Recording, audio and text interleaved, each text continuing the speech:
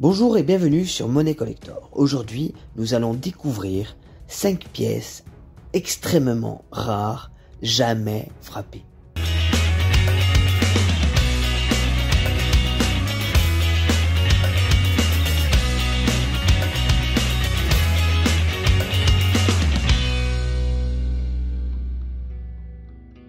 Nous voyons donc aujourd'hui des pièces qui n'ont jamais existé, mais qui sont extraordinaires. Nous commençons par la 5 francs Morlon 1800 avec la date incomplète. Cette pièce a un poids de 19,82 grammes, un diamètre de 37 mm. Le métal, c'est du bronze aluminium. Le graveur est Morlon. La tranche de cette monnaie est lisse. On peut voir sur l'avers le buste de la République de profil droit, coiffé d'un bonnet phrygien, avec bien entendu les mots République française. On voit aussi la signature Morlon juste derrière le cou. Sur le revers, on a au centre la valeur 5 francs en 2 lignes. Juste en dessous, on aperçoit le millésime incomplet avec écrit seulement 18 pour 1800 et quelque chose. Le tout dans une couronne composite constituée d'une branche d'olivier et d'une branche de chêne. De part et d'autre de la couronne, on a les mots République française. Cette pièce, extrêmement rare, a une cote de 1500 € en état splendide et 2200 € en état fleur de pois. Nous découvrons après la pièce de 25 francs 1935 signée Bazor. Cette pièce a un poids de 13,86 grammes, un diamètre de 32 mm. Le graveur est Bazor. Cette monnaie est en argent 680 millième au centre et en bronze pour la couronne. La tranche de la monnaie est lisse, le graveur est Bazor et le degré de rareté de cette pièce est du R3. On peut voir le buste de la République de profil droit, coiffé du bonnet phrygien, et juste en dessous, on retrouve la signature L. Bazor. Dans l'anneau extérieur, on a la légende République française. Et à 6 heures, on aperçoit le millésime 1935. Sur le revers, au centre, on a la valeur 25 francs en 2 lignes.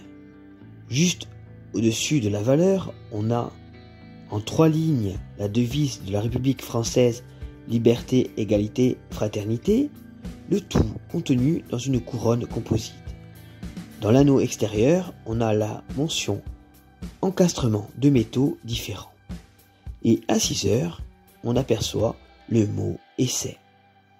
Seulement 2 exemplaires sont connus de cette monnaie et donc la cote est extrêmement élevée. Elle est de 1500 € en état sup, 2500 € en état splendide et 4000 € en état fleur de pois. La monnaie suivante est l'essai de 25 centimes Dupré 1903. Cette monnaie, qui n'a jamais été frappée et qui est donc restée à l'état d'essai, a un poids de 5,45 grammes, un diamètre de 22,2 mm. Le métal, c'est du maille short. La tranche de cette monnaie est lisse. Le graveur est Dupré. Et le degré de rareté de cette pièce est du R1. Sur l'avers de la monnaie, on retrouve la tête de la liberté de profil gauche, coiffée d'un bonnet phrygien. Au-dessous apparaît le millésime 1903 et juste à droite du millésime, la signature Dupré en lettres cursives. De part et d'autre du portrait, on a les mots République française. Sur le revers, on a au centre la valeur 25 centimes en 2 lignes. Juste en dessous, on a la lettre d'atelier A correspondant à la lettre d'atelier de Paris entourée des différents. Le tout dans une couronne nouée à sa base. En dessous le nœud apparaît le mot essai. Et tout autour, en arc de cercle, on distingue la devise de la République française, liberté, égalité, fraternité. Cette pièce essai a une cote de 150 € en état sup, 300 € en état splendide et 450 € en état fleur de coin.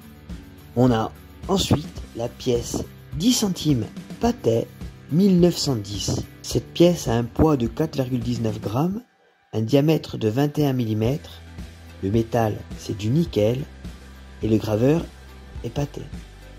Le degré de rareté de cette monnaie est du R1.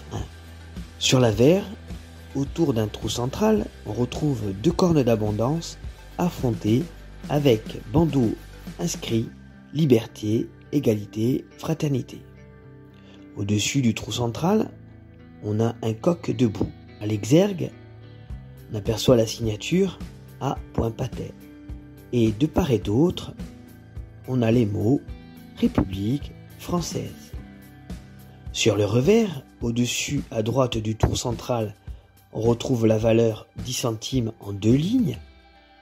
Sur la gauche du trou, on a un faisceau accompagné d'une branche de chêne. Et en dessous, à l'exergue, on a le millésime 1910. Le long du listel, sur la droite, on a la signature A. Patet et le mot essai. Cette pièce est cotée 250 € en état splendide et 320 € en état fleur de coin. La dernière pièce que je vous présente aujourd'hui est la pièce de 100 francs Guzman 1951. Cette pièce a un poids de 8,63 g, un diamètre de 27 mm, le métal c'est du cupro-nickel, la tranche de cette monnaie est striée, le graveur est Guzman et le degré de rareté c'est du R3.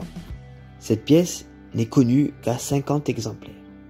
Sur l'avers de cette monnaie, on retrouve la tête de la République de profil gauche, ornée d'une couronne de laurier et d'un bonnet phrygien.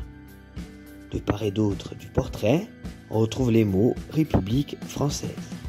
Sur le revers, on retrouve au centre la valeur 100 francs en 2 lignes. En dessous, on a le millésime 1951 encadré des différents. Et juste en dessous le millésime, la signature Guzman. Le tout dans une couronne formée de rameaux d'olivier, de feuilles de chêne, d'épis de blé et de fruits. Le mot essai apparaît juste dessous la signature. En cercle, tout autour, on a la légende liberté, égalité, fraternité. Cette pièce a une cote de 500 € en état splendide et 750 € en état fleur de coin. J'espère que cette vidéo vous aura plu. N'oubliez pas de liker, partager et commenter. Je vous dis à bientôt sur Monnaie Collector et je vous souhaite une très bonne journée.